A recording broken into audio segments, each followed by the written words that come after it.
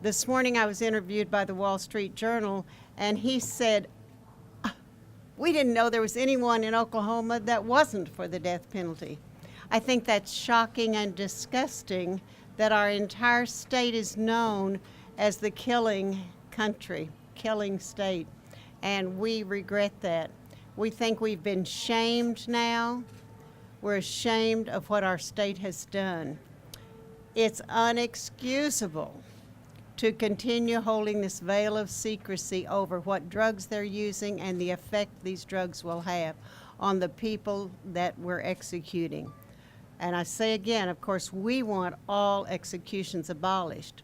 So this morning I called Connie Johnson quite early to say, Connie, will you submit a resolution to call for a moratorium on executions until we can have an independent investigation of what's being done to the prisoners that we execute. Of course, she said an immediate yes. I believe Representative Seneca Scott will be here also as the co-author of this joint resolution for a moratorium and to call on the legislature to establish an investigation of this execution that was so shamefully conducted last night. I think we have to use it for good. It was terrible, a tragedy, the way we executed Lockett. But I think it's up to us, as the representatives of God's will, it's up to us to use this for good, and I think we can use it. This is the best press coverage we've had in a while. I personally believe that we've gotten here by divine intervention, that everything that has happened on yesterday, number one, has resulted from the efforts of the coalition to abolish the death penalties, of advocacy and awareness for the last 5 or 6 years that I know that I've been working with them. For this to come to this perfect time, to me, is very appropriate. And here I am, perhaps the only senator in the state of Oklahoma who's been vocal on this issue. And I'm very, very pleased that Representative Seneca Scott has stepped up as the only representative who has been vocal on this issue. And our perspectives really stem from our role in the legislative branch. We know we have 3 branches of government, and we know that those branches are created by the Constitution to have separate and distinct powers. And I know you've kept track in the last week of the steps and the processes that have taken place with regard to this one execution, well, the 2 executions, in terms of the finagling back and forth with the courts, making a decision, and then the courts reversing their decision, the legislature having placed undue pressure on the courts this legislative session with proposals to change the way they're selected, proposal to change their retirement plan, and ultimately a proposal to impeach the justices who voted to stay the case. And that is some pressure that I'm unfortunately concerned about. And then we have the governor, in my opinion, who steps out of her lane to issue an executive order in an area where she has no jurisdiction. So this whole issue of separation and balance of power is at stake in the state of Oklahoma. It has truly come down to an impossible situation that demands a conversation. So today, I want to say we're planning to introduce a resolution, number 1, that will call for a moratorium on the death penalty in Oklahoma until such time as an independent, thorough investigation can be conducted by an outside source, not by a state agency, because we feel that same state agency may be subject to the same pressures of being a state agency that the executive and the legislative branch has put on the courts. This study, this resolution, in all likelihood, will not be heard in the legislature. But again, it's time for a conversation. And the conversation needs to be about, number 1, why the death penalty, why it costs more to kill someone than it costs to keep them in prison for life. We want to talk about why legislation has been introduced in the past asking for a task force to study the cost of the death penalty, but that legislation has never been heard. We want to talk about why the death penalty is not effective.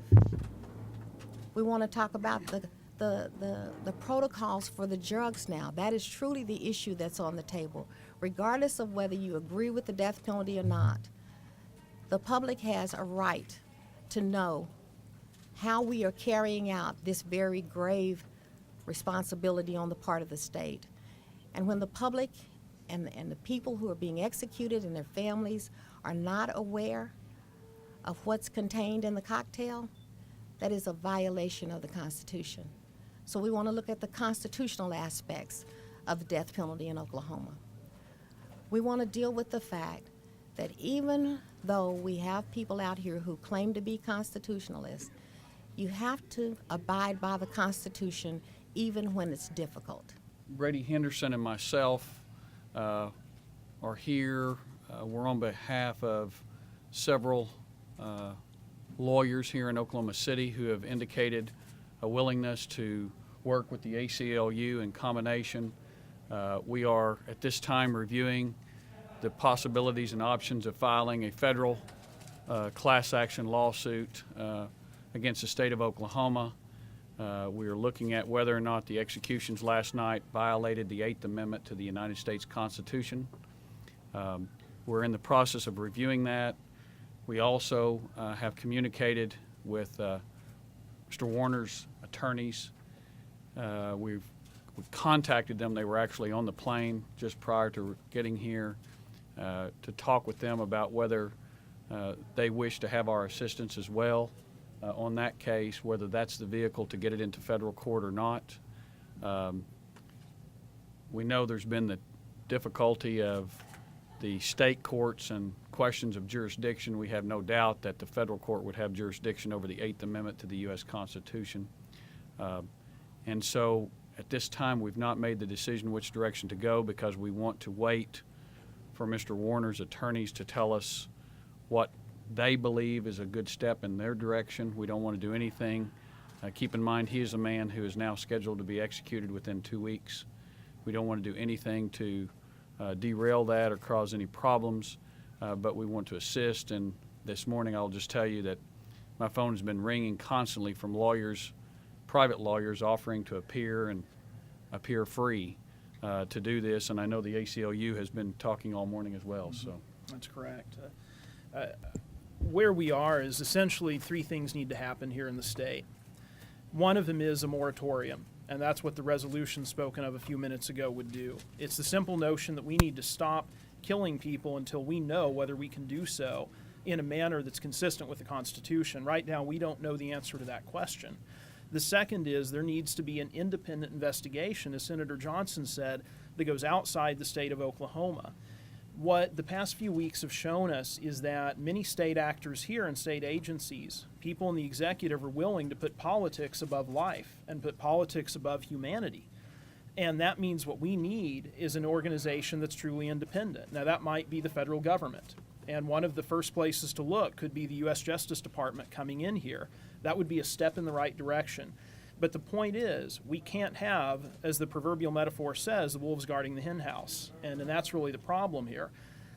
But there's a bigger substantive issue, and that's here in Oklahoma. As in many states in the union, we have a law now that absolutely drops a wall of secrecy around not just the procedures that have to do with execution, but the source of the drugs used in lethal injection.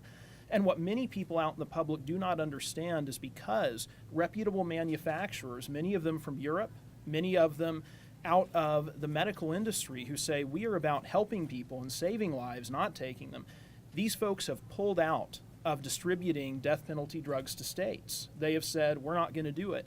When reputable sources pull out, it means the state and many states like Oklahoma effectively are left to a black market in which we have drugs coming from questionable sources through questionable deals. And we don't know whether what we are injecting into people are the substances that they say they are. That's the problem. And we have a law right now that effectively shuts that down. That is what we feel is not constitutional, not appropriate, and gets in the way long term.